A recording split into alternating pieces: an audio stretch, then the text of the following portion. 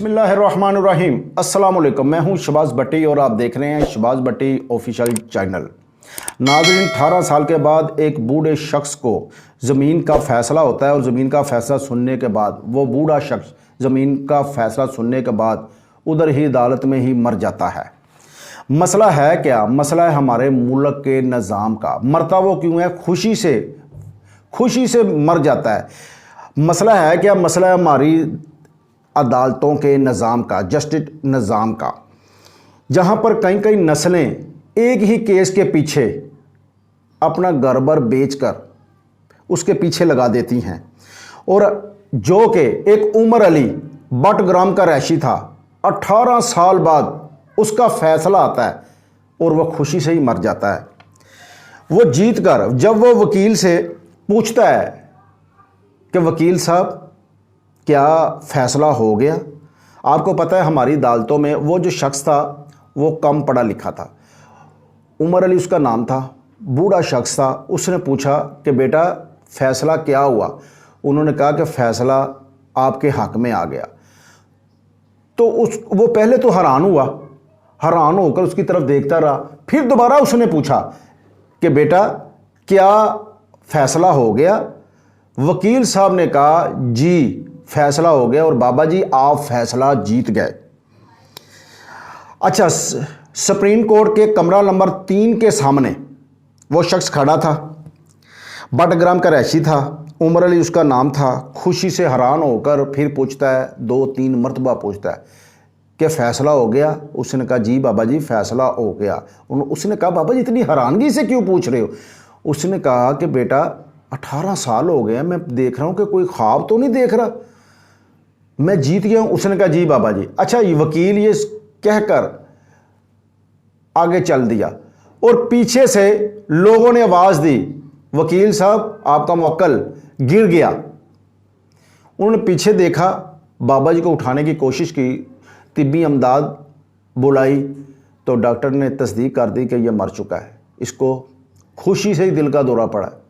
आप अंदाज़ा नाज़रीन लगाएं, उस शख्स को 18 साल बाद जिस उमर अली बटग्राम का 2003 में उसका केस लगता है, उसके जो हमसाए हैं वो उसके ऊपर केस कर देते हैं। वो 3 कनाल जो ज़मीन है वो ख़रीदता है और उसके हमसाए जो हैं वो उसके ऊपर केस कर देते हैं। और 2003 में होता है और 2017 में उसका फ़ैसला उसके ख़िलाफ़ आ जाता है उमर अली के। वो क्या करता है? वो दोबारा अपील सुप्रीम कोर्ट में समाअत के लिए जमा करवा देता है और यकीन करें 5 साल बाद उसकी अपील मंजूर होती है। किसकी? उमर अली की। वो हिम्मत नहीं हारता, वो 18 साल केस लड़ता है। दोबारा उसका जो 5 साल बाद समाअत उसकी सुनी जाती है। ये अभी फैसला नहीं हुआ, सिर्फ समाअत हुई है 5 साल बाद। 18 साल उसको टोटल हो गए हैं। अच्छा, जस्टिस एजाजुल हसन और जस्टिस मुज़ाहिर अली अकबर नकवी ने दलाइल सुनने के बाद उमर अली की अपील मंजूर कर ली और हाई कोर्ट के फैसला जो है उसको कालादम करार दे दिया। ये सुनना ही था कि उमर अली ये बर्दाश्त ना कर सका और खुशी से ही दम तोड़ गया। नाज़रीन, आप अंदाज़ा लगाएं हमारे मुल्क के निज़ाम का। ये एक उमर अली नहीं, लाखों उमर अली धक्के खा रहे हैं अदालतों पर, अदालतों में धक्के खा रहे हैं, दर ब दर और नस्ल ब नस्ल वो केस लड़ रहे हैं। 1 एकड़ ज़मीन होती है, 2 एकड़ होती है और उसके पीछे कई एकड़ बेचकर, घर बार बेचकर वो केस लड़ रहे होते हैं। और देखें कि रसूलुल्लाह सल्लल्लाहु अलैहि वसल्लम फरमाते हैं कि अगर तुम्हारा कोई हक़ नहीं देता तो अल्लाह और उसके नबी के लिए अब दर गुज़र फरमाओ, हशर वाले दिन में तुम्हारा हक़ भी लेकर दूंगा और तुम्हारे जन्नत में तुम्हारे महल का मैं ज़िम्मेदार हूँ। हम उसी हक़ की खातिर करते हैं। बात मैं कर रहा हूँ अदालती निज़ाम का। तो आप नाज़रीन ये अंदाज़ा लगा सकते हैं कि हमारी अदालतों का कितना बोसीदा निज़ाम है। और आप साहब ये भी लगाएं कि उमर अली जो है एक बूढ़ा शख्स, ऐसे लाखों लोग जो हैं आप अपने अक्सर अदालतों में देखें धक्के खा रहे होते हैं। यकीन करें किसी हुक्मरान ने आकर ये कोशिश नहीं की कि जस्टिस निज़ाम, अदालतों का निज़ाम, इंसाफ का निज़ाम ठीक करें।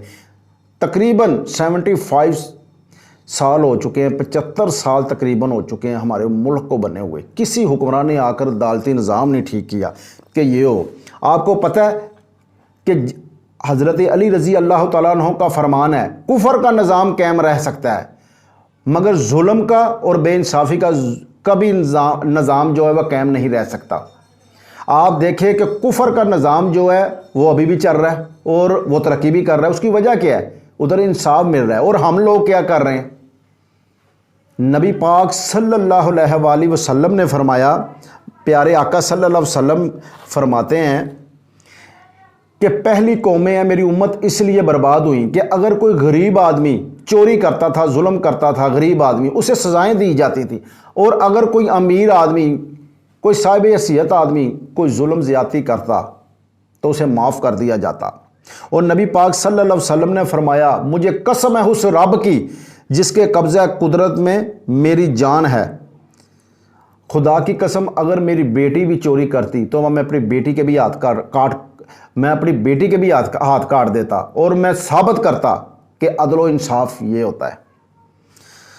और अदलो हमारी अदालतों का निज़ाम ये है। मैं दरख्वास्त करता हूँ अपने हुक्मरानों से कि आप जो है ये अदालती निज़ाम ठीक करें। आप देखें कि हमारे मुल्क में अगर किसी को इंसाफ नहीं मिलता तो वो रोडों के ऊपर आते हैं, रोड ब्लॉक कर देते हैं, एहतजाज करते हैं, फिर जाके कहीं जाके उनकी थोड़ी बहुत सुनाई होती है। ये तो निज़ाम नहीं है। नबी पाक सल्लल्लाहु अलैहि वसल्लम ने फरमाया कि अल्लाह के यहाँ सबसे ज़्यादा मकबूल इंसान वो है जो बादशाह या हुक्मरान या जिसको कोई भी मनसब हो या कोई फैसले का इख्तियार हो, वो मेरिट पे इंसाफ करे तो अल्लाह का मकबूल तरीन बंदा है। और अल्लाह के यहाँ अजाब का हकदार भी सबसे ज़्यादा वही है जिसके पास इख्तियार है, जैसे अदालतें हैं, हुक्मरान हैं, या जो जितने भी जिसके अल्लाह पाक ने जिसको मनसब दिया, इख्तियार दिया है, वो इंसाफ नहीं करेगा तो वो अल्लाह के अजाब का हकदार है।